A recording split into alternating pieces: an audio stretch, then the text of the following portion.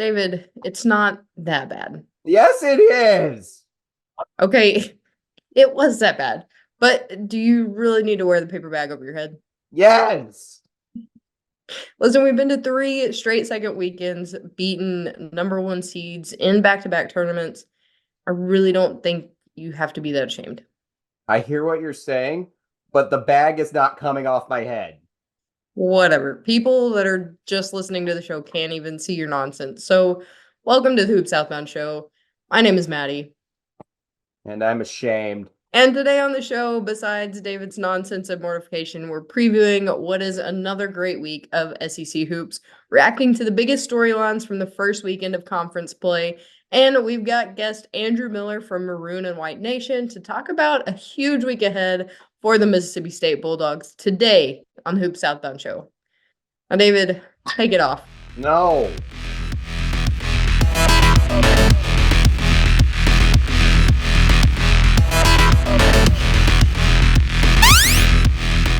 David, take the bag off. Fine. We got to talk about the game, even though we really don't want to. I know we don't want to. It was horrible. Like, that was so bad. You know what? Let's talk about the winner first. Like, because Auburn deserves the credit that they got. First off, is Auburn better than at what everybody really expected this season? Because I know that we talked about it like in the first episode of like the season and everything when we have Max on, as Auburn being like one of these sleeper teams that's probably not getting the respect they deserve. And this is their 7th straight win by 15 plus points. And during this game, Janai Broom and Auburn were absolutely dominant on the glass. I mean, truly dominant. And they were dominant in the paint as well. I think they beat Arkansas by almost 30 points in the paint. It was absolutely insane. Maddy, you were at the game. What were some of your thoughts on the Tigers? And then we'll get into the Hogs. I mean, it was ridiculous. It almost looked like, occasionally during halftime, they'll have local schools come and play basketball during halftime. It looked like they had one of those schools play against them because Auburn just absolutely dominated them, in every sense of the word. They were better all around on offense, obviously better all around on defense, dominating the glass. And honestly, I think part of it was a mental thing too. There were more texts for unsportsmanlike conduct against this Auburn team than I've seen. And, maybe it's a tactic. Maybe you let a team shoot a couple free throws because Lord knows they probably aren't going to make them anyway, the way they've been playing.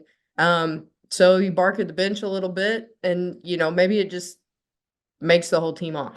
What was crazy to me is Janai Broom had no points in the first half, and then he goes off for 14 and comes close to a double-double, 8 rebounds, and he's a great part. And he's not even the biggest part of this story. Like, him going off in the second half is just what pulled Auburn away before Arkansas folded, and he played dominant. He ate up Arkansas's front court at the 5 spots. It didn't matter who he was facing at any given time. Jalen Williams, 11 points, 3 rebounds, a great performance by him. They didn't really even need that much from Aiden Holloway. He only walked away with 5 points, and he was 2 for 9, one for 4 for 3.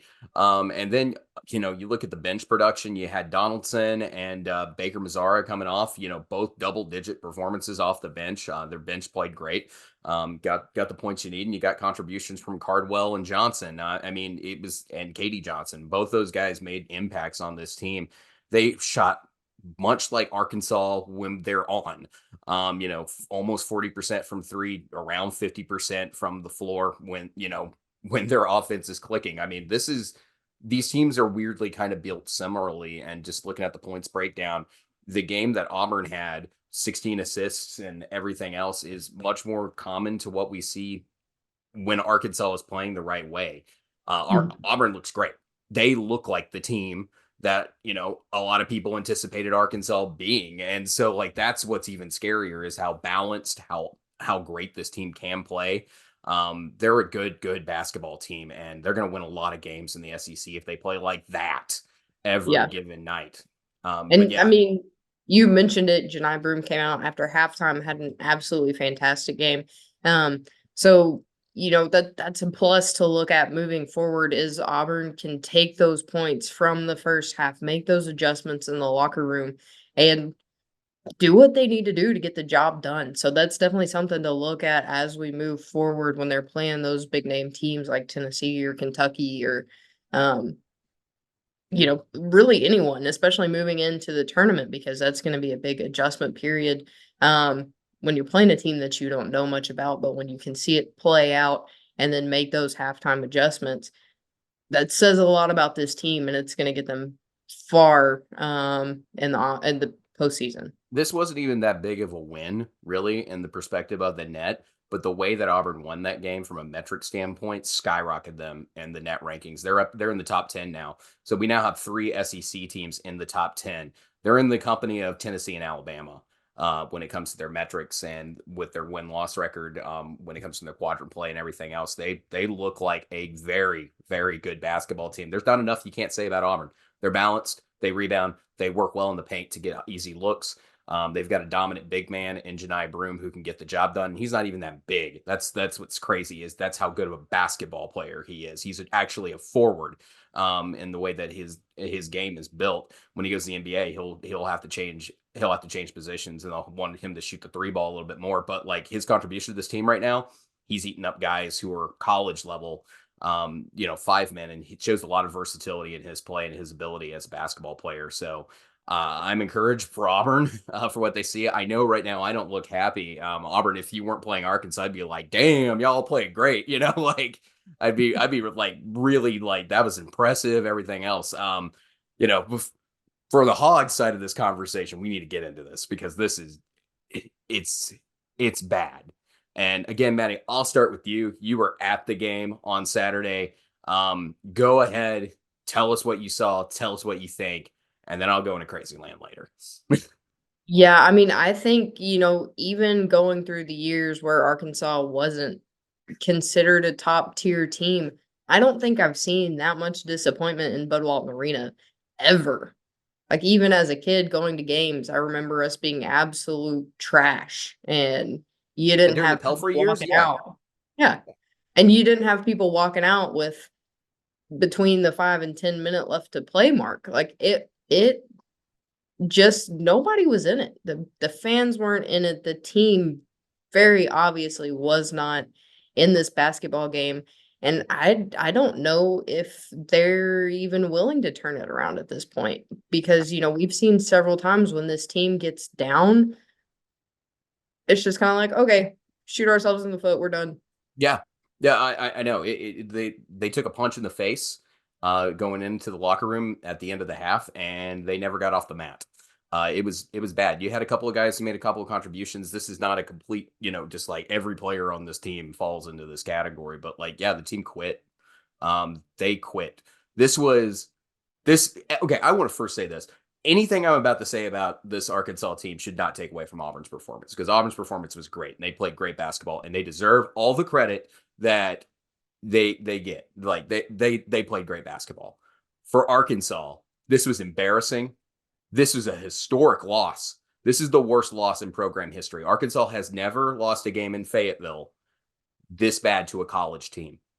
The last time they had a loss this bad was in the 1950s, and they were playing a professional basketball team. It's truly it's historic how bad this game was, and this was the first time I feel like I could remember a game being below the standards of Arkansas under Eric Musselman. Um, I can't recall many, as you said, as a kid against during the Stan Heath years or even the Pelfrey years at times. Like, and the Pelfrey years got bad at moments. So like the dark years, at least I felt like they were gonna fight. And this team just didn't have it.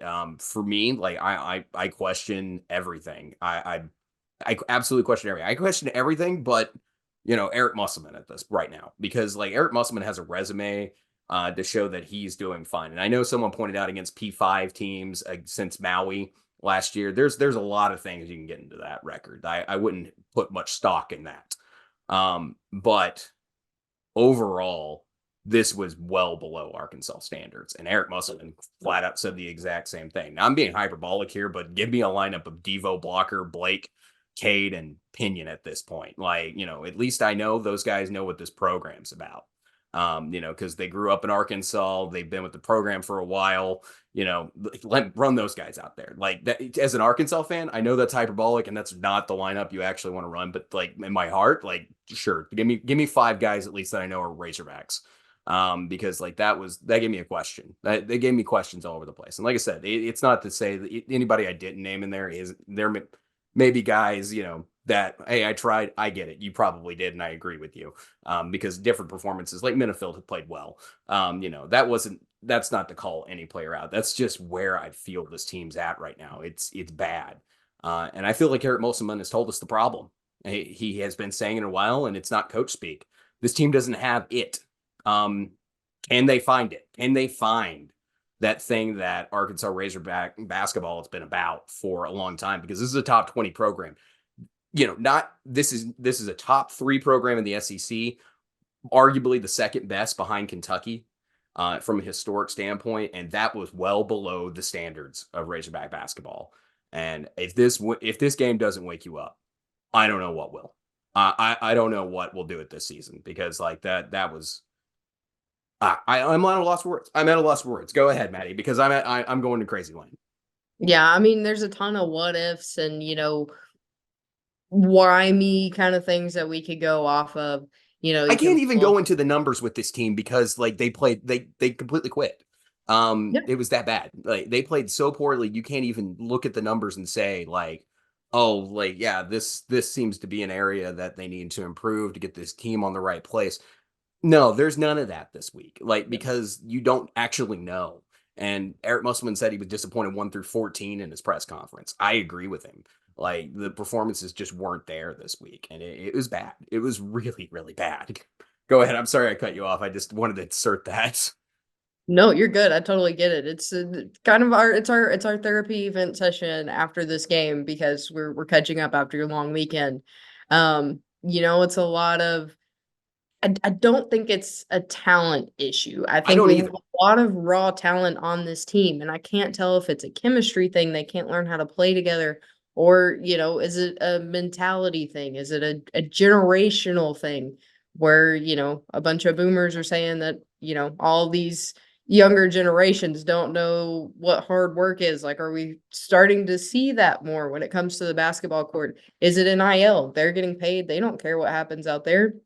I've seen a lot of different things, but I'm interested to see if they can make improvements or adjustments, or maybe they have group therapy instead of their next practice. I don't know, but whatever it is, they need to figure it out fast, or we're going to start looking at the 24-25 season. I'll tell you what it is. It's a hustle thing. It's a hustle thing, and it's a thing when you get down, you don't know how to play. There's just something about this team. They don't have, for some reason, right now, maybe they fix it. I don't know. I don't feel it at this point. But maybe this team, they're not diving for loose balls on the floor.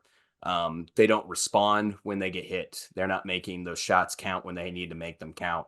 Doing the little things that you do to win. They're not there. And, just finding a way, like sometimes that's just all it comes down to. And this team's so bad on the defensive end. Like I had a coach tell me one time, defense is 50% wanting to be a good defender, like just wanting it. The rest you learn. So you're halfway there to already being a halfway decent defender if the effort's there. Like I don't understand. I don't understand. Like, that's like the number one thing that new coaches do is they emphasize defense. You've seen it with several teams. Mississippi State last year had one of the best defenses in the SEC, and it was effort, effort, effort, effort, effort everywhere for Mississippi State. And they've built that culture on defense. Arkansas has tried the same thing. This season is just vastly different. And I have no, I don't have there's not an X's and O's thing. There's not a statistics thing. There's not an analytics thing that I can point to right now. This is just bad. This is like, that's it. That's all the feeling is. It's horrible basketball. And I Yeah, hope, yeah. Normally, when you I get was beat gonna like say, this, you say burn the tape, but yeah. I'm not saying that right now. There was one play I remember distinctly, going off of your defense, call out there. I don't even remember if it was a rebound or a stolen ball, but somebody literally just went straight in front of Mekhi Mitchell, and he stood there until they got to half court, and then he started running behind them. It's just one of those things. Like, I don't know if we needed. I guess that was a wake up call. Hopefully, I don't know, but you're not gonna make it to the tournament if you're watching plays go by you. Yeah, And Arkansas's that's not just to call out Mekhi. I think he's improved a lot from last season. But, if we have several people doing that, obviously you're not going to be in a basketball game for very long.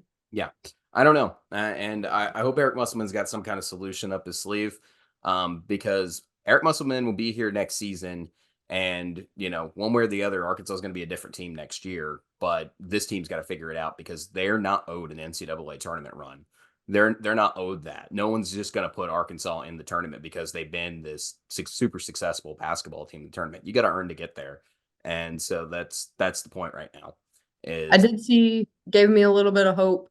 I think it was like an hour or maybe 2 hours after the game. Both Layden Blucker and Bay Fall were still in the gym shooting. So, And that's going to be a future piece of your team next season. Like those yeah. two guys right there. They're both going to be on this Razorback team next year with the freshmen who are going to be coming in and whatever transfers and whoever sticks around. But those, I love that. I love that attitude. Like that's big, and that's maybe the culture shift you need. All right. Well, if we gone from one blowout, let's go to another one real fast because this was our game of the week. We got to talk about Tennessee. Ole Miss falls to Tennessee. Now let's talk about the winner first. Tennessee could have won this game by more.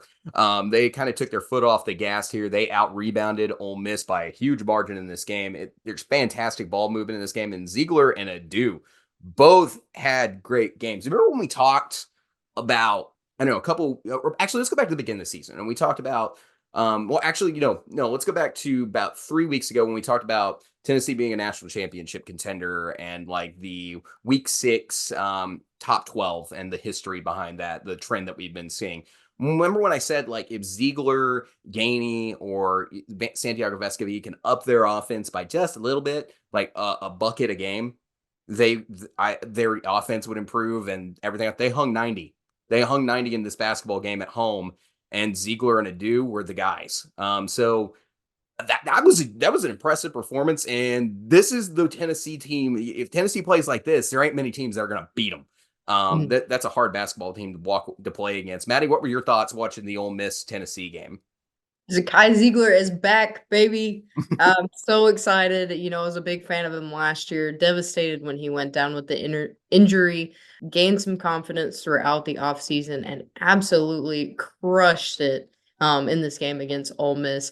I think he's going to be a monumental piece in this Tennessee offense and defense. He is we talked about the lack of hustle. He is the hustle all-star for Tennessee. Diving for balls, getting steals, running it back, and scoring in transition. He can do it all. So I'm excited to see, where he takes this Tennessee team because, like you said, if he's on, if the rest of the team's on, if we get the Santiago Vescovi of years past, this Tennessee team is going to be as close to unbeatable as possible, I think. Yeah, a couple of notes out of the box here. You got Meshack coming off the bench, gets 10 points. That's a good contribution. You get Adu, who grabs a double-double in this game and throws in a couple assists to make it even better. 10 rebounds, 24 points. Great performance in the front court by Adu. And then the guy who has been the offense, now I know he's been dealing with energy, but the guy who's been just such a dynamic offensive piece that started to push this trend of Tennessee playing good basketball, and being a better team or better offensive basketball, I should say, was Dalton Knecht. He only had 8 points in this game. So it was everybody else, not Dalton Knecht this game, pushing, getting that W, making sure they put Ole Miss away. So, like I said, if Dalton Knecht has like a little bit closer to his average and you got guys who have performances like this, Tennessee is a tough team to play against. 47.2% from the field. They absolutely stole the show on the glass on Ole Miss, which we talked about Ole Miss and their rebounding issues. That was a big part of this.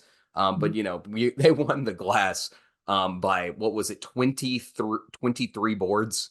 23 boards. Ole Miss, they only have 5 less offensive rebounds than Ole Miss had rebounds. Like it was a great performance by Tennessee on the glass. That's exactly what you want. 25 assists to go along with it. Ball movement looked fantastic all basketball game. Like I loved this performance by Tennessee. This was this was a statement that they are one of the top dogs in the SEC without a doubt. Very impressed with what the Vols did. Loved it, loved every second of it. But let's go to the other side of that coin and let's talk about Ole Miss.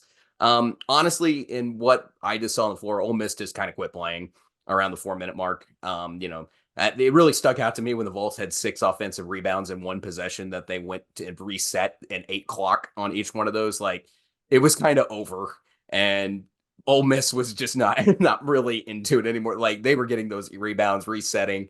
I think they ate about 2-3 minutes off that possession. I wasn't keeping up with it or doing the math, but yeah, they just kind of ran out. It was over, and Ole Miss kind of knew it. For this game, I don't think this really changed any of my thoughts on Ole Miss. They're a team that's going to have games like this against good competition on the road, but they will also steal a few and surprise you. There's a good win coming soon for Ole Miss. I feel like I think it's going to happen very very soon. Maddie, did this game change your perspective at all on Ole Miss and kind of your thoughts on this team?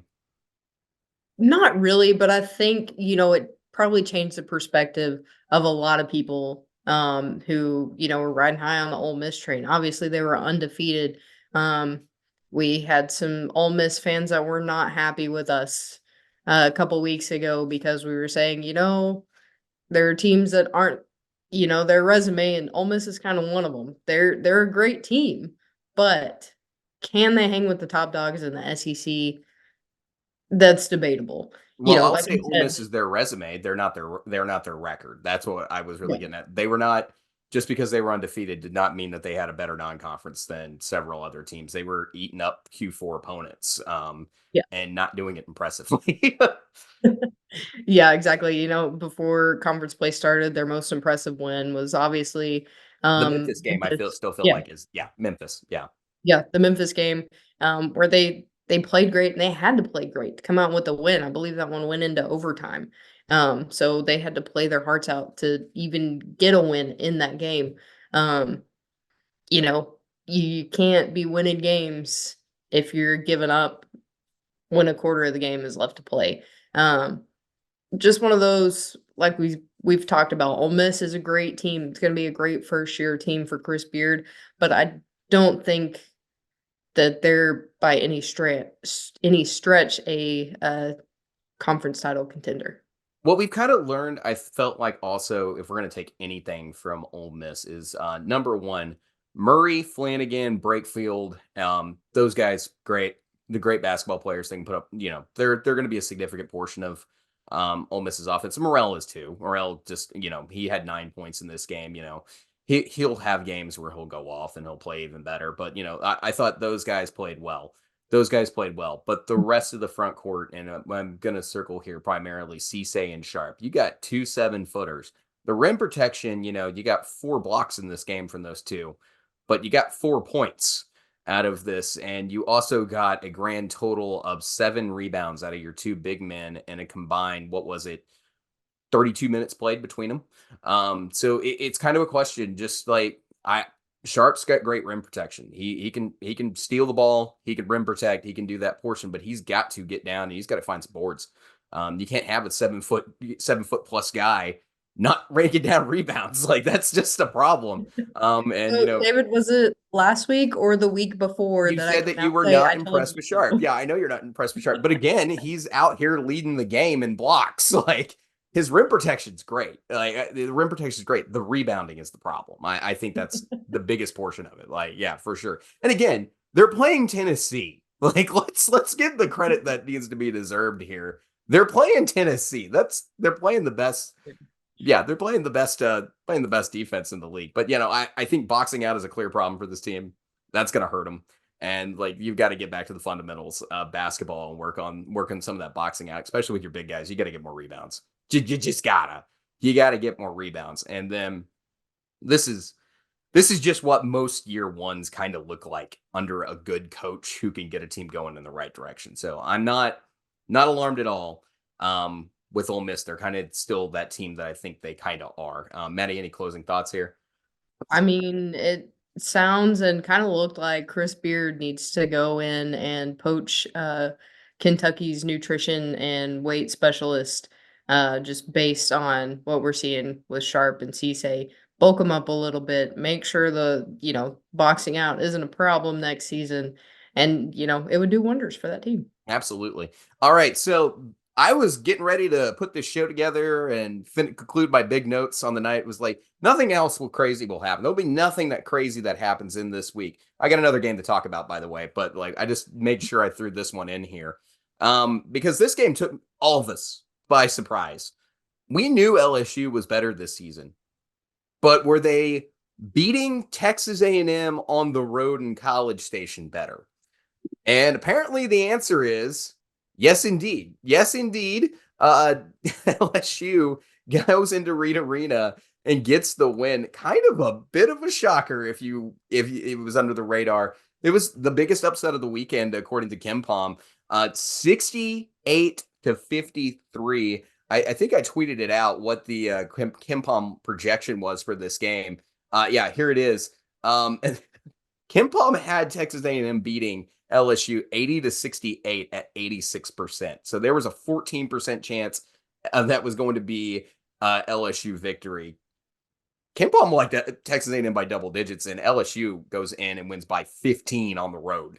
Maddy, any thoughts on this before I go? Let's start with LSU. And any thoughts on LSU in this game? I mean, I think LSU surprised everyone. They went in there and took care of business.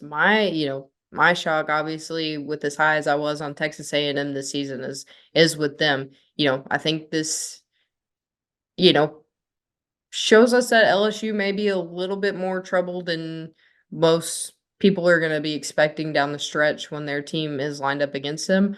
But I think really just Texas A&M had an awful night. They were half asleep during that game. I agree, but I do want to focus on the positives for LSU for a second. First up, Jordan Wright, huge game, 20 points in 36 minutes. Also collects 10 rebounds, double for him. He had a really good night. Also 2 steals to collect. And then how about Cook? Like, you get this kid back from all the waiver stuff. He's averaging 14 points a game, goes in, puts up 13 in this one, grabs 4 boards, 3 assists. He's moving the ball a little bit. You gotta like that. You gotta like that. It helps this team. It helps them get a little bit better, a little bit stronger. I thought this was a very, very good performance from Cook. And then everybody who came in off the bench contributed points to the game. You got Reed with 8, Ward with 8. You got Dean with 4, Williams with 2, and then Hannibal with 3. And not to mention the other statistics those guys backed up as well. Everybody rebounded. Everybody got assists except Dean. Dean and Ward coming off the bench. Everybody contributed in this game. I was watching it. I thought the movement was pretty good. If LSU had one guy who was a dynamic scorer, like, a guaranteed get a bucket dude, or like someone that you can always throw the ball to and, expect points out of when they get an open shot, like someone kind of like that. LSU, if they had one more of those guys, LSU would be one of the best teams in the SEC based on how they played last night. I don't think that's necessarily the case, but from what this performance showed, maybe we've kind of slept on LSU. And go back to, I know the Nichols game. We talked about the Nichols game, but go back to the Charleston Classic and think about who they lost to in the Charleston Classic. Dayton's playing pretty darn good. Maybe LSU deserves a little bit more credit this season, but it was a dominant second half from them, and it was their first true road win in over a season since the last time they won on the road. So impressive night for LSU. Let's talk about Texas A&M. Can't shoot, massive drought, lost the glass. Yeah, and that was a big emphasis by LSU, was to limit Texas A&M to 1 shot per possession. Maddy, any thoughts on the Aggies in this one? Because this was a mess. I don't know how you walk away with this, other than Wade Taylor got 23 points. So go ahead. Yeah, I mean, looking over their stats, definitely does not look like my number 1 team that I was expecting before we got into even touching a basketball this year. Field goal percentage at 25.4%, 3-point percentage at 17.9%. And the only redeeming factor was they almost shot 70% from the free throw line. Almost I got mean, there. they lose the battle of the boards. They are over in turnovers by 1 against LSU. You would think looking at this game that someone, if you didn't watch it, you would think someone flipped the stats because that's Yeah. not supposed to be this Texas A&M team. So hopefully, this was just their sleeper game. They blow one they're not supposed to, and they come back with a vengeance. But I'm definitely looking at this Texas A&M team a little differently than I did before going into conference play. Yeah, I'm not panicking because I don't think they're going to shoot 25% from the field for the rest of the season. But I'm a little concerned about like who else was going to go because you got Wade Taylor and Boots Radford, who combined for 44 points, and Taylor had 23 of those.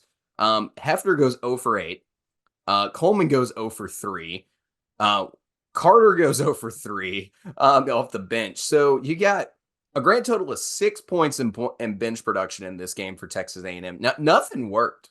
Nothing worked. I don't think I've ever seen a team so half asleep and about like that. That was it. It was low energy, no go button, just nothing. I don't know what the deal was in that, but like I almost just want to wad it up and throw it away for Texas A&M because like something wasn't right in that game, and I don't know what it was, but that was just not the performance we typically see from Texas A&M. I felt like I just want to throw this one away for them. Like it was just a weird game. But like I don't know why they didn't have any energy in that, but Wade Taylor came to play at least. Yeah, I don't know if it was, getting back and transitioning to Boots being back in the mix and, people trying to figure out their new or adjusted roles that, they'd kind of gotten into the past few weeks. Um, like you mentioned, Coleman has been playing great, so I guess he just had an off night. I don't really know what to put it on other than just a bad night. Let's talk about Kentucky versus Florida. Kentucky comes out, survives the O Dome. Great win for the Cats. This was not an easy task. One of their more impressive performances thus far this season, collecting that Q1 win. Big games, in my opinion, from Trey Mitchell and Aaron Bradshaw. Bradshaw definitely found in the second half. Yeah, I was impressed. What it felt to me like was the big momentum changing play in this game was Bradshaw's shot clock violation block. It really set the tone for those last few minutes in this game. I loved that moment. Like I felt like that really changed this game. And they did not get away from shooting the three after starting cold. And they got down to business and found it in this. I was impressed with the Kentucky. Maddie, what were your thoughts on Kentucky after taking the victory there and a narrow one against Florida? Kentucky hung around. Florida, started pulling kind of home court advantage for a little bit there and started to pull away, but Kentucky kept at them. Like you said, they started out kind of cold from three, started finding ways around it, getting more open shots, better looks. And like you said, it was like at the end, it was just that momentum shift. They noticed, I guess, Florida was not going to be making those free throws. Another big one that I noticed for Kentucky, Reed Shepherd got to the line a lot. I feel like every time I did look down, Reed Shepherd was draining free throws. So definitely a big momentum builder there for them, especially being able to get him the ball in those late minutes and put up, a couple points here and there. Yeah, I love this like insight here from Cal. He's talking about at halftime we're not doing that, given letting Florida hit open threes, kind of changing things. The halftime adjustments worked really well. Also letting these young players know that he still believes in them. Said that he believed in DJ. He thought he was great the second half. Told he understood that Bradshaw got muscled in the first half, and told Rob Dillingham he was awful, but he still believed in him. So this encouraging words from Cal, just being honest about his team's performance and then getting it fixed. This is good. This is a promising start for Kentucky. I'm definitely impressed with how they're playing. Let's turn to Florida here. Again, narrow loss for Florida in a game that a lot of people were starting to think like this might be the biggest win in the golden era for Florida. The game was kind of close, got a little competitive. Looked like they might pull it out, but at the end, it was a tough one. My kind of takeaways from Florida. Pullen and Clayton, they went off. They played a great game. Clayton had 11 threes, though, and was under 30% and was less than ideal. So shot selection definitely matters. I know he's a good shooter, but you can't be doing that. Those aren't the numbers that you're thinking about. Florida's bench got outplayed by Kentucky in this one. And overall, though, even in the loss, you have to be somewhat encouraged that Florida can play at a high level this season. And it does look like a March team. This isn't one that's going to help their resume, but it does look like a March basketball team. Maddie, your thoughts on the Gators? All right. Here's everybody's Maddie's rant warning. Free throws win basketball games. Here we go. That's all I'm gonna say. Because Florida, so many times I looked up, they were at the line and they could not convert. 2-point loss against one of the better teams in the SEC. You got to take a look back at all those opportunities that you had at the line and didn't convert on. I mean, while they still shot a decent clip, they were 18 for 29, still 62%. That's 11 missed points, which obviously could have helped you win that basketball game. And if they made a few of those free throws, I think there were several momentum building opportunities that Kentucky got off of that. Yeah, I thought their performance was comparable to Kentucky the entire time. What made the difference, you're exactly right, is the difference between shooting 71.4% from the free throw line and shooting 62% from the free throw line. Kentucky just hit a couple more free throws, and it mattered. It mattered late in the game, and that's what got Kentucky through what could have been, a big home win for Florida. Instead, it's a massive road win for Kentucky. And so, impressed, very impressed in what was a rough game. And Kentucky showed that they don't have to do it just from the three ball in this game. So I like the fact that Kentucky got that done. But yeah, if you're Florida, you got to make some free throws, man. Like if you're getting to the line as often as you are, you got to figure out how to convert those shots, because otherwise teams are willingly going to put you on the free throw line. And when you play Arkansas, that's one thing Arkansas does do very well. So in the Saturday game, you got to convert your free throws, because both these teams, if they hunt the free throw line, one shoots better.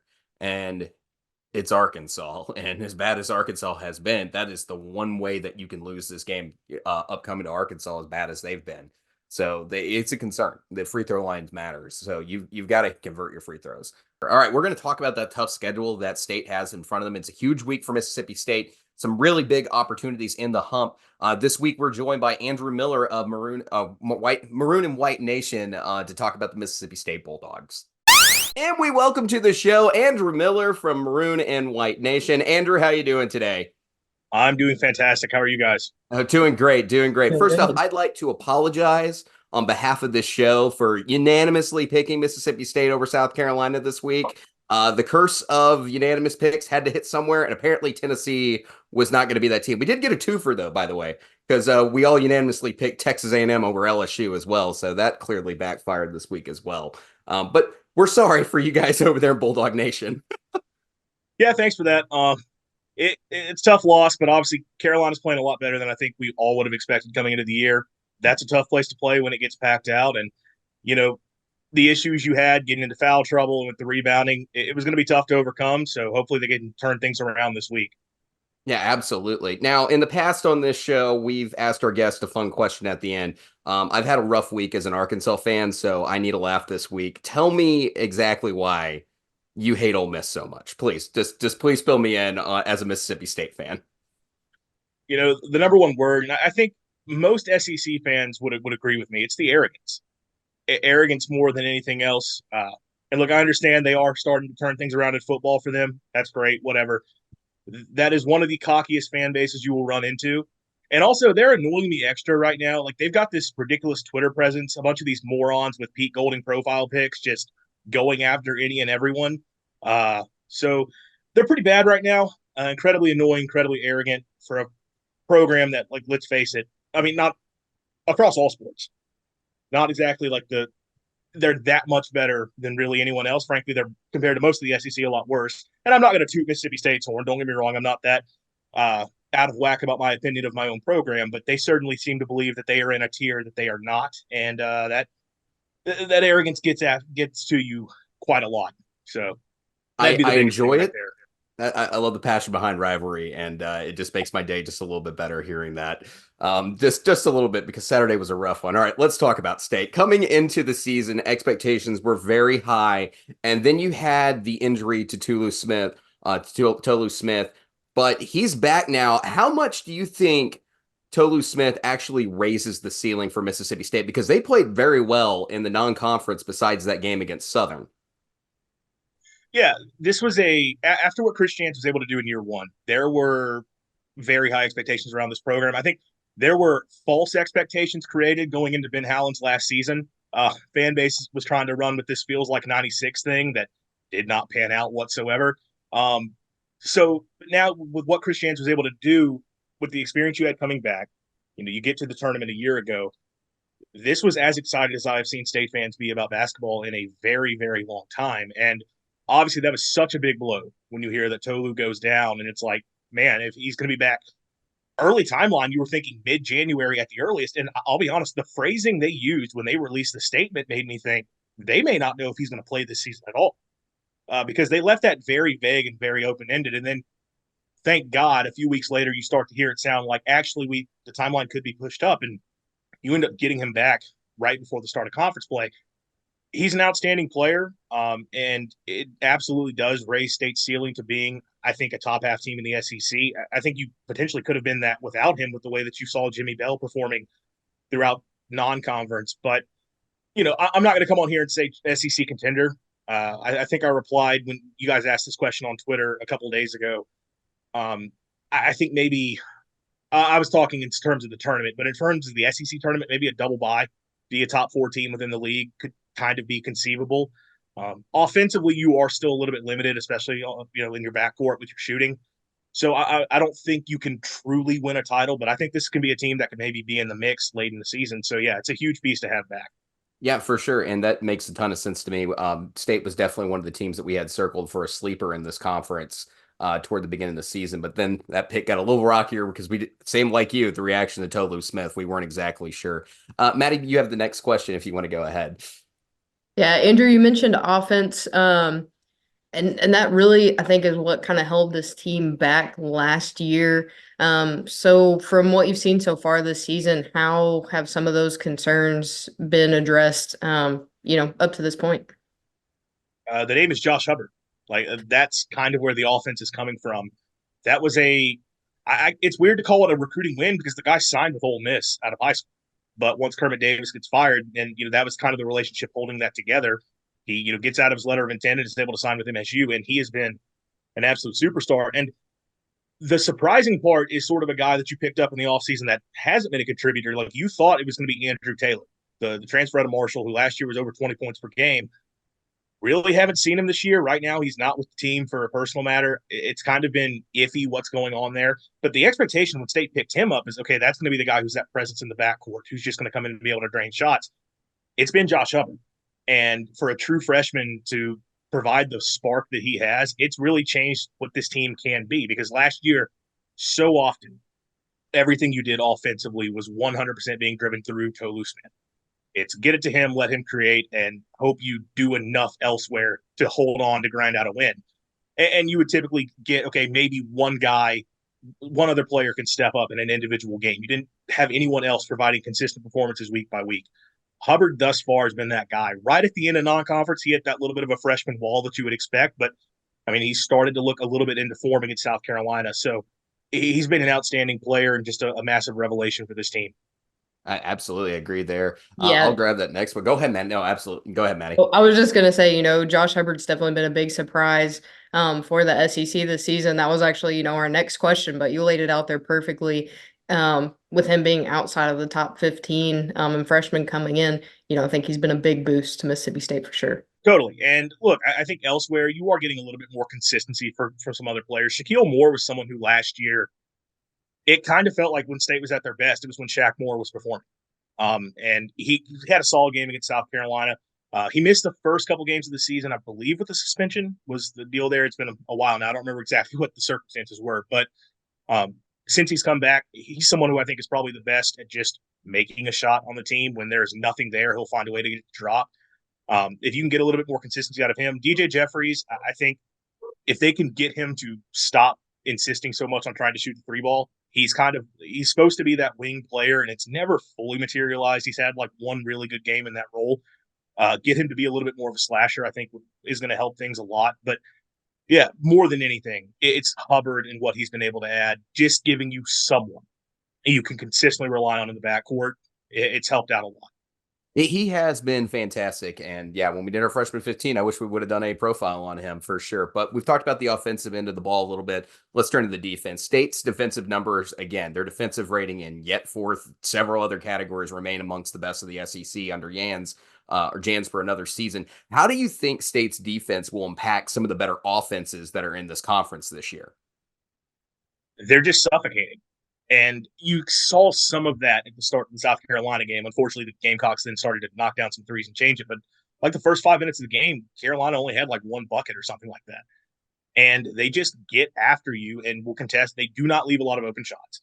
They leave pretty much everything contested. They're not going to give you many easy looks. I mean, every now and then you'll get a guy out of position, but that's just going to happen. I think we saw a lot of it last year. Several of the best offenses in the league had plenty of games where you played Mississippi State and you're not going to get the production you're used to. So it's a great defense. I think they just play really hard on that side of the ball. And that's sort of a recurring theme. Every starter on that team, kind of what you'll hear is great defense. Cam Matthews, like he's never been a big scorer. And at this point, I think this is the end of his career. He's not going to be that guy, but he is going to give his all on defense. DJ Jeffries, who I just spoke about, despite sometimes not having the shooting that you would like, he plays great defense. Shaquille Moore adds a lot of that. And frankly, if you're going to play for Chris Jans, you have to. So it's just a suffocating defense in all measures, and they're going to present a lot of problems for teams. Yeah, no, I would agree with that. It's definitely right in your face defense, and I do love that style. So like, let's talk about one of those better offenses, like Alabama. Before we get into the previews, that we'll get into that actually in a second. But actually, what I want to talk about is a little bit of bracketology. Now, obviously, you're not a bracketologist, but I do want to ask.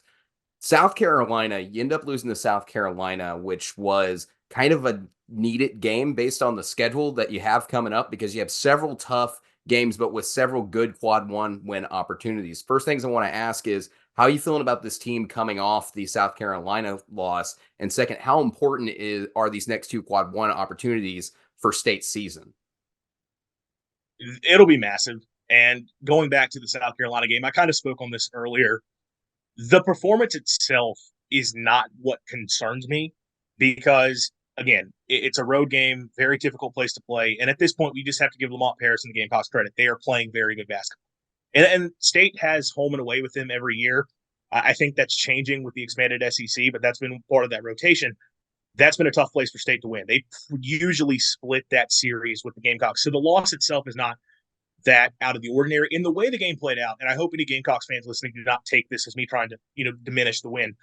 There, I do think was some flukiness in how Mississippi State played in that dominated on the boards.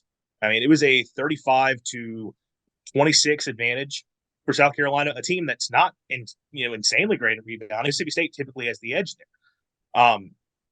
I think it's going to be rare you have many games where State gets beat that bad on the boards. And I don't think State's the type of team that can overcome getting beat on the boards in that way. And you also saw it with the foul calls. As much foul trouble as you got into, your best rebounders were off the court. When you talk about Tolu Smith, Cam Matthews, and Jimmy Bell, and then obviously when they are on the court, they're not going to be as aggressive because they don't want to get more fouls called on them and get out of the game. So that impacted things. And again, I promise I'm not trying to do this as like, we just making excuses, blame the refs or anything like that. I'm just saying, like, I don't think you will see that from State consistently going forward. So the performance itself doesn't worry me that much. It's the fact of, like you talked about, the games you have coming up. Tennessee and Alabama, two of the better offenses you're going to face in the league. Obviously, the Vols with what they can do on defense is going to be, I talk about suffocating for Mississippi State. They're plenty suffocating as well. And yes, those games are at home, but students, I don't think, return to Starkville. Classes don't start till the 16th. So maybe for the Alabama game, you have a pretty good amount of people back in town. But for the Tennessee game, I don't know. I mean, I'd love to be there, but I live 4 hours away. So I don't think I'll be able to make that. So I wonder, do you have the type of home court advantage that is going to really be able to turn those games? Because we know that's so important in the SEC, but unfortunately, I don't know what the atmosphere is going to be like, just to be frank. And yeah, those are two teams that I can challenge you in a lot of ways. And because of that, like, could State win one of those games? Absolutely. And if you get one immediately, that cancels out taking the loss to South Carolina. Realistically, though, the Gamecocks were the better opportunity to pick up a big win early in the season. And look, they overcame a 1-7 start in league play last year. Like, I guess it can be fun, but you don't want to put yourself in that type of position. So it was definitely tough to take the loss solely because of what you have going forward on the schedule. Yeah, absolutely. Well, let's jump into those games a little bit. First, for those of you who are following us along at home, here's our game preview scores. Maddy is currently at 33-20 at 62.2% for the season. I'm at 34. I'm at 34-17 on the year at 66.7. I have actually taken the lead this week. Blake had a rough opening weekend, only getting 2 games right. And that puts our guest currently at 65.7. Let's see if Andrew can't turn the tide for our guest. And we'll start with Mississippi State's games this week. State's first game, Andrew, as we just talked about, they're going to be facing Tennessee Wednesday night in the Hump. Massive matchup between two of the great defenses in the league. KenPom has this game 72-69 at 61% for the Vols. Tennessee's coming off 7 straight wins. Guys, in general, who do you think is going to have to make the biggest impact in this game on both sides of the ball for either team? Andrew, you're the guest. We always start with the guest. I will go to Shaq Moore. I think, the matchup between Adu and Tolu Smith is going to be great to watch. And then we know what Josh Hubbard's been able to be to this point. Now, again, has he faced a defense like Tennessee? He hasn't. So we don't know how does that carry over as a freshman facing that. But I mentioned earlier, I think Shaq Moore is one of the best guys at just simply creating a shot. Tennessee's the type of team you have to do that against. And I think this game probably comes down to which team's guards are able to step up more. You have good both players on both sides. You're going to play good defense on both sides. Who knocks down the most shots? And I do think that favors Tennessee. Just you got some guys who are a little bit more proven there.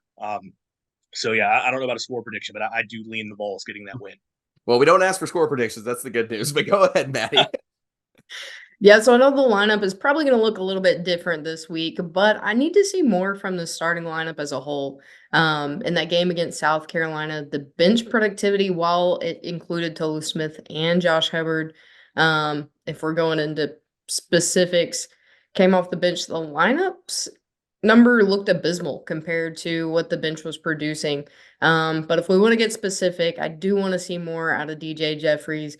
Andrew mentioned earlier, they've got some kind of structural things to work for with him rather than him just shooting the 3 ball. I know there was a stretch last season that he was phenomenal, so we know he's capable of that. So I think if we see that against Tennessee, it could definitely keep them in the game. Well, this is a Q1 opportunity for both teams, big resume builder. Andrew, I think we've already got your pick in for Tennessee. So, Maddy, who are you going with on this one? I did get that right, Andrew. You did pick Tennessee, right? Yes, I will take the Vols. I'm not going to be that big of a homer. Okay. All right. Go ahead, Maddy. I'm going to go Tennessee as well. Several points. They're still trying to figure things out. And like Andrew said, students aren't back yet, so it could be a weird atmosphere in the Hump. Okay, so as someone who's, gone to the Hump and watched my team get messed over because that is a very weird building to shoot in, apparently, I'm going to go ahead and I'm going to pick the upset in this one, and I'm going to take Mississippi State at home. It's a big opportunity, and I personally think that Tennessee is eventually going to take a loss in conference play. This seems like one. This is a team to be hyped up about in Starkville right now. So I'm going to go ahead and I'm going to pick Mississippi State in this one, and also breaks up the unanimous pick. We'll see what happens because good grief, the curse is going to hit somewhere again this week. All right, and then we're going to jump to the Saturday. The unanimous pick curse hit on this it one? always hits. It always hits. It's hit every week except for Christmas. That's the only time it has. Nope. We did have one game. All right, so let's go ahead and jump to Mississippi State and Alabama. So that Saturday game for the Bulldogs, one of the best defenses in the SEC against the best offense in the SEC in the Hump. Guys, what's it going to take for Mississippi State to knock off Alabama? Andrew, again, you are the guest. We'll go ahead and start with you. You're going to need better 3-point defense than you showed against South Carolina. And it's not like the Gamecocks shot a ridiculous amount, but they were still around 36% of the game, and that kind of ended up being what sparked their offense. And Alabama, of course, is a team that'll make you pay more than anyone else in the country when it comes to shooting the 3 ball. I mean, look, their defense hasn't been what you would typically expect. That's the thing with Bama is they always get labeled as the offensive team, but they've played very hard defense for many years. This year, it's not quite to that level, so hopefully State can take advantage of that a little bit, but their shooting ability does worry me a lot. And there's been a couple games this year where the 3-point defense hasn't been what you would want from State. Georgia Tech in the first half, that was kind of part of why they lost that game, was the Yellow Jackets just could not miss early on. Murray State got back into it against them because of being able to shoot the 3 ball. So the matchup does worry me there a little bit. Absolutely. Maddie? My big thing here, the secret and the sauce, if you will, is State is going to have to get Alabama to foul. You take a look at most of Alabama's losses, while they have been top tier teams, the majority of those, they're racking 20 plus fouls up for the game. So get to the line, convert from the charity stripe, and make them switch up the players on the floor. You know, make them have those hard lineups that they don't like to have out there, because you have players in foul trouble that you'd rather have facing up against. All right, let's go to the picks. Once again, I emphasize how big of a week this is for Mississippi State. Quad 1 wins all around all week. You want to make March. These are the type of games you need to win. Kim Palm likes Bama in this one, 80-79 at 66%. Extremely tight game. Who are you guys going with on this? Go ahead and Andrew. I guess I'll be a little bit more positive on this one. I don't know if I necessarily truly believe it, but for the heck of it, I will take State to get the upset. They have traditionally been able to split the series with Bama, and especially that game in the Hump has been kind of what you would expect. They would have the edge. I think you'll have a better atmosphere for that game. So I think State hopefully can slow them down a little bit and can find a way to dirty this game up and pull out an upset victory. I can see it happening. Maddie, who are you going with? I'm just going to keep riding Andrew's coattails, and I'm going to go with State as well. I think it's going to be interesting, especially if they take the loss to Tennessee. They're going to need a win here. And like you said, shooting in the Hump is weird. So if Alabama can't get the 3 going, it'd be easier for them to take advantage. All right, so I'm going to be the contrarian again, and I'm actually going to go Alabama in this one, just to mess. I actually do like Alabama's offense a lot. It's really encouraging, and they've been extremely close. That road trip, they were in every one of those dang games until late against Arizona. So I think this is Tide's first chance to get what's a significant road win. I'm really not counting the win at Vanderbilt as one of those, but I'm going to go the Tide in this one. All right, so let's go ahead and move on to the other teams that we've got. Andrew's riding along with us, going to make a couple of picks. I know he's a State guy, but we'll have some fun with this. Maddie, I think you got the next game. All right, Andrew, let's talk about your other favorite team in the SEC, Ole Miss against Florida. So the Gators are going to take on Ole Miss on Wednesday. Both teams coming off the loss here. First loss of the season for Ole Miss. This game is in Oxford, though, so what are y'all's thoughts on this one? I can go ahead and get us started on this one, give Andrew a water break. Yeah, go. Yeah, so, I was extremely impressed with Florida against Kentucky. I know they had a chance to get a win, but they played them extremely tight. Unfortunately, Maddie, you made a really great point. And you called the Florida game right last week with that Florida-Kentucky matchup, and Florida did not particularly shoot great from the free throw line down the stretch. It cost them a little bit there in the game. For Ole Miss, this is a significant chance to bounce back. I think it was kind of a burn the tape game against Tennessee. I'm not saying necessarily that we learned something from Ole Miss in their blowout against, when Tennessee blew them out. I don't think that's indicative of this team. I'm still I expect Ole Miss to be somewhere in the middle of the pack. I think they're comparable against Florida. So I think this is going to be an absolutely great matchup. Where I'm looking for in this game is rebounding. Which team makes the biggest impact on the glass? To me, that's going to be the most important thing. Ole Miss, not particularly the best team on the glass this season. Still a negative rebound differential on the season. Andrew, what are your thoughts on this one? So I do need to go ahead and say that I'm still transitioning out of football season, so I'm still getting my vibes. You're good. On a lot of these basketball teams. So admittedly, I've not watched a ton. I watched some of them both yesterday. Ole Miss, obviously, the loss to Tennessee is what it is, but that's the Vols. And I will say, while I may have the feelings about them that I do, that arena, when their fan base gets behind it, is pretty tough place to play. And I do think, in a sense, and just making picks off of vibes here, Florida losing in the way they did at home to Kentucky, where I think they felt like they could have had that one and letting Really that that slip close. away, compared to Tennessee just taking it to the Rebels. I think Ole Miss can probably bounce back from that a little bit easier. I mean, it will be interesting to see this after a defeated start. How do you handle that type of loss? But I kind of lean Ole Miss here. All right, go. So this game is a quad one chance for the Gators, quad two game for Ole Miss. Kim Palm has this game at 80 to 78, 57% going towards the Gators. So how are you guys picking this one and why? I am going Ole Miss in a bounce back game. I think home court is important. We've seen them more than capable of winning quad two matchups at home this season, and I think there's probably a little bit of pride on the line after at least what that might be what Chris Beard ends up challenging this Ole Miss team with to get the job done a little bit there in the pavilion. So I'm gonna rock Ole Miss for a bounce back game. I think I've got a pick to right so far this season. So, but I think this is the one that they get the job done and get the first SEC win of the season. Yeah, I jumped the gun again a second ago. Went ahead and gave my pick, but I do think Ole Miss probably gets this game at home. Andrew, you weren't the first, you weren't the last who's going to jump the pick. Trust me. We've got a weird way of asking questions, and we're trying to figure that formula out. So I'm going to break up the unanimous picks, and I'm going to go with the Gators. I think if, they came off of the last game, the way that they played, barring their free throw shooting at the end, which everybody knows that listens to the show drives me absolutely nuts. I don't think it'll come down to it. I think if the Gators play the way they did against Kentucky, while it is going to be an away game, I think they're going to have the edge on Ole Miss. All right. So everybody pretty much knows I'm not a happy camper with Arkansas right now. But let's talk about this game between Florida and Arkansas real fast. It's a road trip for the Hogs over the week. They'll face Georgia first in Athens before this game. Not picking that one. I'm not going to sugarcoat it though.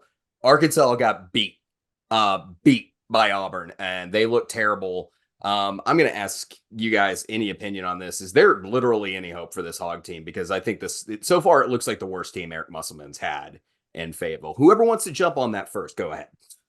I'll let Maddy, you I know go you ahead. have thoughts.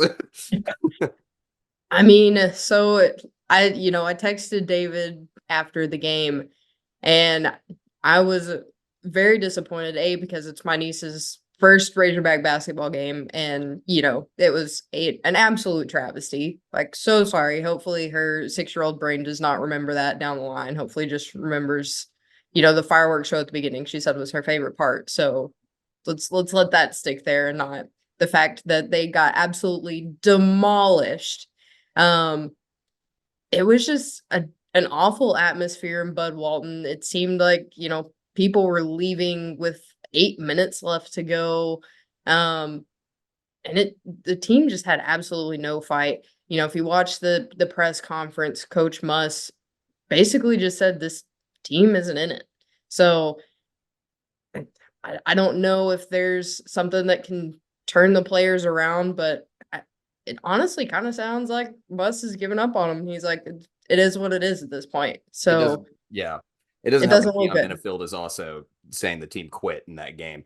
Andrew, any thoughts on the Hogs and there's any hope in this season for them? Well, I do know the history has been that Musselman's been able to turn things around despite some slow starts. Yep, and we've mentioned that several times on this show. The conversation, of course, though, with this team is that you do have a lot of new faces. So how do those guys handle, the early issues? So I don't know. It's tough going on the road. We've said that several times now in the SEC, and I know Florida's a very difficult place to play. Admittedly, I don't have much of a feel here. Maybe if the Hogs can get the win at Georgia and get some momentum, that might change my feelings a little bit. But right now, Georgia's actually playing pretty decent basketball. So they are. I kind of feel like things could start to spiral here. I will go with the Gators. All right, Maddy, who do you got in this game? I'm going Gators. As much as it pains me to say, I may not pick the Hogs the rest of the season. Yeah, so the way I'm also feeling about the Razorbacks right now, and God, as a fan, it kills me to say this, even if they beat Georgia and, turn things around, unless there's a dynamic culture change on this team and something starts clicking, yeah, I don't like the Hogs in this game. I didn't even like the Hogs when we were big on the Hogs for this game because I thought Florida would be a tough game on the road. Now I really don't like it. So I'm going to take Florida in this, and that is not an ironic one that I've been doing where I've been picking against Arkansas. Hopefully that they'll win the game. No, I'm dead serious this week. All right, let's move on. Yeah, I was gonna say let's move on. I'm tired of talking about them. Yeah, You did I've get the talked about unanimous jinx, though. Maybe. I will keep my fingers crossed for that, Andrew, but I'm not hopeful. Stop the hope. We're in pain right now. Go ahead, Maddie. Well, let's move on to Texas A&M. They are going to try and bounce back after their kind of lull of a performance against LSU. Auburn, on the other hand, obviously picking up a historic victory this weekend. Auburn looks good, and they get this game at home. What are your guys' thoughts on this Texas A&M against Auburn matchup? Yeah, Auburn looked amazing. And Texas A&M looked like they were about half asleep yesterday. So that was really, really weird, that LSU game. I don't think I've seen shooting that bad in your own house before. It was rough. They could not get going. They went on a 10-minute drought. Aggies looked bad. But I think that's an outlier. That's the thing. Obviously, LSU's a little bit better this season. I don't think they're dynamically better. But I do think that that game is just kind of an outlier. So I'm not tripping up too much on the LSU loss. I think Texas A&M is more than capable of bouncing back. However, you're going one of the best environments in the SEC in Neville. And Auburn's incredibly balanced. They're a good team. We've seen that, obviously, and they don't take your foot off your throat when you when you're down. So that's where I'm vibing right now on this one. But I'll go ahead and let Andrew give his thoughts before I get my pick. Yeah, my elementary analysis is playing. I do not pick against Auburn at Auburn. With the way the jungle tough. Yeah, has become just a house of horrors for seemingly everyone in the SEC. Yeah, I mean, I think obviously momentum's with the Tigers after what A&M just laying an egg. But I mean, pretty much everything I think kind of favors the Tigers in this one as well. So it's going to be very, very tough, in my opinion, for Texas A&M to be able to go and get that win on the road. Gonna be a tough one for sure. So Kim Pom has this game as 79-70. The arrow pointing towards Auburn at 81%. It's a Q2 chance for Auburn and a quad 1 chance for the Aggies. Sounding like this one may be unanimous, but who do you guys have? I'm going Auburn. I'm going Auburn in this one. Yeah, Auburn. I'm gonna go Auburn as well. All right, let's see what happens. Here's to all these curses. Texas A&M will wrap this one up real fast. They're facing Kentucky over the weekend. Kentucky coming off that win against Florida, as we mentioned. This team, Kentucky's shooting threes. They're doing it well. Antonio Reeves looks fantastic. This is going to be a challenge if Texas A&M wants to bounce back in this game. Now, Kim Pom has this one 80-70 at 49%. They are leaning Kentucky, but this one is in Reed Arena. Who do you guys like in this one? And just give me briefly why. Andrew, we'll start with you. Kentucky definitely looks like a title contender. I certainly was hoping that we would get another Kentucky team that underachieves under Calipari, and their fans lose their minds once again. But no, it does seem like this is the team that's kind of gotten them back to where they're supposed to be. I would not be stunned here, though. I think A&M's had some success there against Kentucky in the past. I'll go ahead and make my pick here. I will take the Cats, but I think this is going to be a closer game probably than Ken Pom sees it. Just, again, we're going vibes here, straight vibes. I'm not going to dive into individual matchups, but I think this is going to be a competitive game. I think it'll be a fun one as well. Maddie, who do you got in this one? I think I'm going to take Texas A&M in this one only because, they came off of that awful loss. We're anticipating another loss to Auburn. They've got to get something going, and I think they're going to be able to do it at Reed. Even though this Kentucky team is hot, it may be a game that they fall asleep in because we're possibly looking at 2 back-to-back losses for A&M here. Yeah, well, that game is on Saturday, so it's possible. Yeah, they could start SEC play now 0-3. That is definitely a possibility. Say they start 0-2 against when they go that trip to Auburn, they got to win this one. It's a tight enough competition. One of the things I do like about Texas A&M is their ability to rebound by committee. I think that's one of the things that Aaron Bradshaw, Thiero, and who else am I? It's in my brain right now. Thiero, Bradshaw, Mitchell. There it is. Those guys are going to have to contribute on the glass for sure to help Kentucky out for a chance to win this game. What I like about this one, though, is that Kentucky once again proved something big to me this week, and the fact that they can go on the road and play a good team and get the W. So I'm actually going to go Kentucky in this one. Players that I mentioned the players I'm looking out for the most, but I think the factor in this one is going to be on the glass. How many second chance points does Texas A&M create in this basketball game? That's going to be the secret. That's going to be the secret for to me if Texas A&M is able to get that win over Kentucky or not. And then the last game that we have on our list, we have Georgia, who had just coming off that win against Mizzou. Of course, they'll play Arkansas in this game, or they'll play Arkansas before this game against Tennessee. Now, I don't particularly have to tell you who the favorite is here and which one Kim Palm likes the most, but I'll go ahead and give you a hint. It's the team in orange by almost 10 points at 77%.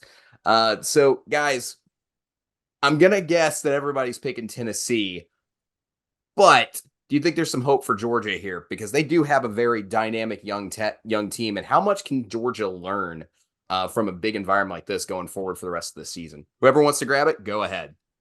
I think Georgia has been vastly different than we anticipated. We knew they were going to be better, but I didn't think that they were going to be this much better. I think they're going to give Tennessee much more of a fight than we would have expected when the SEC conference play schedule came out. I do think Tennessee's going to take it, but I think Georgia is definitely going to learn from it, and I think they're going to be more competitive than most people are expecting. Andrew, any thoughts on this young Georgia team, and how does it go into I'm sorry, I messed that up. They are actually at home, but how does playing a team like Tennessee, how does that going to impact them coming to this game, like for the rest of the season, just getting the big challenge knocked out of the way first? Well, I mean, if you can play competitively in this game, that probably gives you some confidence going forward. And I think the fact that the Vols are looking at back-to-back road games here going into this, um, you know, and then they have Florida coming up after that, you could get a little bit of a letdown from Tennessee in this game. So, yeah, if you're Georgia and you can go out and put a good performance up against the Vols, I think that's something you can build off of going forward. I mean, I don't think they're going to get it done, but definitely playing competitively when you are a team that's building up like that, that's something you can build off of for sure and get some momentum off of potentially. If they pull off this upset, it'd be absolutely amazing. But yeah, I think all three of us here are going Vols. I am going Vols as well. Yeah, I think it's a great learning opportunity for this young team. You get DeMurray, you got Blue Kane, you got guys. You've put together a heck of a recruiting class with a lot of freshmen who are contributing in a lot of ways, and you've got momentum right now. Georgia has not lost a game since they lost to Providence back in the Bahamas. So I think it's encouraging the way that Georgia's been playing basketball of late. I think they're going to give Tennessee a heck of a challenge in that game. They're giving them everything they want in the Steg. So maybe that builds your momentum and say, hey guys, look how close we are to the top of the conference and really propel this team forward. We'll see. We've seen things like that in the past. I think it's encouraging, but I think this is going to be a clean sweep for the Vols. Guys, I want to thank Andrew so much for being here today and talking on what a day is. Actually, I'm extremely tired because of the weekend I've had. So he's had to endure one of the clunkier shows we've had. So I want to apologize for that for him. But Andrew, thank you so much for coming on. Do you want to let everyone know where they can find you and all the great stuff that you talk about with Mississippi State? Yeah, on Twitter at AleState2020. I hate that username, but I have not changed it yet. Beer. I know. It's just a great username, but you can find me there on Twitter, ranting about Mississippi State, or today ranting about the Saints.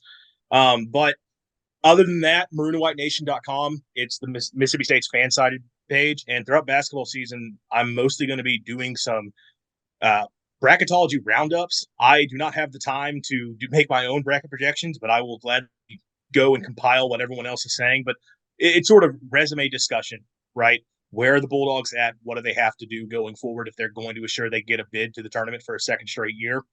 I actually just put out a pretty big piece diving into some of the details, just looking at the last few years for what it takes to get selected. So if you want to go check that out on Maroon White Nation, you can. And then I also co-host the Maroon Mike podcast, available on all podcast platforms. If you are interested in very mediocre Mississippi State content, you can check us out there. I get that vibe. This is very mediocre SEC content that we do every day. No, guys, go follow Andrew. Folks over there in state love them. If you like keeping up with Mississippi State content, definitely check him out and the guys over there at Maroon and White Nation. All right, guys. Well, obviously, we'll be back next week with another round of SEC talk and previewing the games. Guys, thank you so much for checking out this week's show. We'll, if you haven't already, please like and subscribe to the channel and follow us anywhere that you get your podcast. That includes Apple, Spotify, Pocket Cast, whatever the heck you guys get it from. And we'll catch you guys next week. Thanks, guys. Have a good week.